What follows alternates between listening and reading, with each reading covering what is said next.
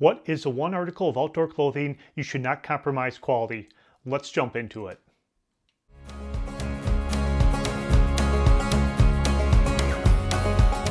This is Aaron with Just Start Outdoor Adventures. Think about your main mode of transportation when you're out on the trails or in the woods. It's your feet, right? So why wouldn't you want to make sure they have the best comfort and protection possible? The quality of footwear you choose will make one of the most noticeable differences of all of your apparel you wear. Let's use a vehicle analogy. The tires on a vehicle need to match the terrain it's driving on. Tire size, tread, and inflation are essential for how smooth the ride is. They need to match the size, weight, and purpose of the vehicle. Are you driving off-road, in the snow, on the street, in the sand, or do you need something kind of multi-purpose? Just like a vehicle, your footwear needs to match the terrain you're walking on. Are you walking on a nice groomed trail or pavement? Climbing rough terrain? Trudging through snow? Or walking through a wet marsh?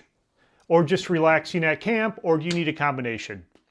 Let's talk about why the right footwear is so important. The wrong footwear can lead to slips, trips, and falls on the trail, not to mention the negative impact wrong footwear can have on your body. Footwear supports the alignment of your body. That pair of shoes or boots is responsible for supporting and keeping your whole body in line. The proper footwear reduces strain on your legs, feet, hips, joint, back, and knees. They can also improve your posture and reduce chafing and blisters. Not only will your body feel better, but you will also have more energy because of it. For the purpose of this conversation, we'll focus on shoes and hiking boots. So, what are you looking for? Let's start by figuring out your fit. Some questions to ask yourself. What size are you? Do you need a wide size? Do you have any pronation, flat feet, or plantar fasciitis? Do you have orthotics, or do you think you need them? If you are unsure about some of these questions, I would recommend you start by getting fitted. The heavier you are, the more crucial correct fit becomes as well. You can check with your local shoe store or seek the advice of a podiatrist. I'd like to take a quick moment to mention if you like what you're hearing, please subscribe and like this channel, and drop a comment if you wish. What other topics on outdoor adventure would you like me to cover? Your support is appreciated more than you know. All right, back at it. Now that you know the specifics on fit, time to find the correct footwear. Do you want a shoe or hiking boots? That depends on your terrain. Are you backpacking with 40 pounds of gear on your back where you need more stability and ankle support? Or are you going for a nice long hike on a fairly smooth and worn-in trail? A few years ago, I did a 50-mile backpacking trip at Isle Royale National Park. I decided I wanted to just wear hiking shoes, primarily because I did not have a good set of boots at the time and thought I'd be fine. I didn't seem to have an issue wearing them when I was doing my practice hikes, but of course, within the first mile out on Isle Royale, I rolled my ankle at least 3 times. Which remained sore for the rest of the trip, unfortunately. I should have taken my own advice and invested in a decent, correct pair of hiking boots that would have provided some ankle support. Yes, you can still roll your ankle wearing hiking boots. Trust me, I've done it. What are some considerations to keep in mind when looking for the perfect shoe or boot? The main factors are flexibility, durability, breathability, and weight. A good rule of thumb, the more technical the terrain is, the more rigid and durable boot you will be looking for. Keep in mind, the more material that's in that boot, the heavier it's potentially going to be. Sometimes you need to strike an even balance between weight and performance. Are you trekking through a wet area where you need to have water-resistant footwear or footwear that drains and dries quickly? Or are you hiking on uneven, rocky, technical trails where you need that extra support, tread, and protection? Last year I did the rim-to-rim hike in the Grand Canyon from the South Rim to the North Rim in one day.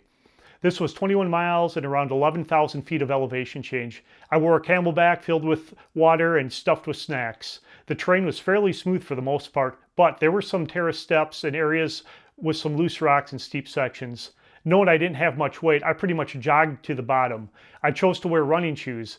These exact shoes, as a matter of fact, they're the Brooks Ghost model. I found this brand and style fits me best. And they're my go-to walking and running shoe. They worked perfect for my Grand Canyon adventure. I needed every ounce of cushion they provided me towards the end. The decision to not bring trekking poles bit me in the ass a bit though, but that's for another conversation. I ended up finishing the hike in just under 8 hours, which I found out later was pretty remarkable time. I'll be honest, what you choose may come down to personal preference and what you're comfortable with. You know your body better than anyone else. Hell, I ran into a guy when I hiked Flatiron Peak in Superstition Mountains out in Arizona a few years ago who was doing it barefoot. That is some very challenging terrain in some sections. It was obviously not this dude's first rodeo hiking barefoot, but he seemed comfortable and content doing it. If you're just starting out outdoor adventures, I would suggest buying the right footwear for the correct intended use. Let's switch gears a little bit. I would be remiss if I didn't touch on this one article of clothing that goes hand in hand with shoes. That would be socks, of course. There are so many choices out there now. I have one word: wool. I highly recommend wool socks, even for everyday wear. I recommend wool over cotton and synthetic materials in most situations. Why? Wool is warm, odor resistant, breathable, moisture wicking, and regulates temperature better than cotton or synthetic. And you don't need a pair of liner socks if you have a good pair of wool socks on. A couple more of the popular brands are Smart Wool, like I have here, and Darn Tough. I also have a couple pairs of alpaca socks. They're super soft and comfortable. Yes, a decent pair of wool socks are a little more expensive and they take a little more care, but they're totally worth it, especially when paired with the right footwear. So let's segue into cost. I'm kind of a frugal person myself, but when it comes to footwear, I want decent quality for the reasons I already talked about. Generally, the more expensive the shoe or boot, the better quality, but that's not always the case. You can find some good deals and sales if you keep your eyes open. I picked these nice lightweight North Face hiking boots up at Sierra Trading Post. I was doing a Google search in the store before I bought them to make sure they're gonna meet my needs. I actually got them for a very good price as well. Do your research to find what will work best for you.